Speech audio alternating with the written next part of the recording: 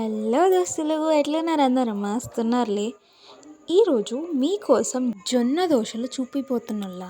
మరి దాని ప్రాసెస్ చూసేద్దామా? పదండి.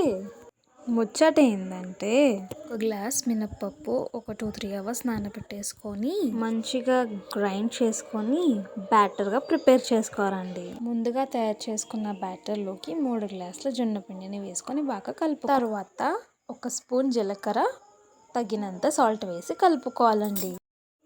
ఇప్పుడు వేడి వేడి దోశలు వేసేద్దామండి.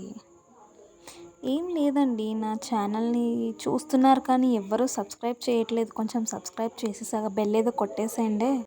కొద్దిగా మునగాకు పొడి చల్లుతున్నానండి. నా ఛానల్లో ఆల్రెడీ ఇవి మునగాకు పౌడర్ అనేది ఉంది, చూసేయండి. ఎవరైనా చూడని వాళ్ళంటే దాని లింక్ నేను కింద ఇస్తాను, చూసేయండి. మరి ఈ దోశకి కాంబినేషన్ పచ్చడే కదా, మళ్ళీ దాన్ని ఎలా మర్చిపోతాం చెప్పండి.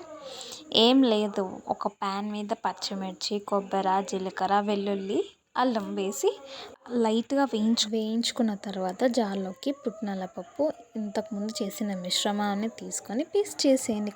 Do subscribe to my channel Gaurika Nandan. Thanks for watching.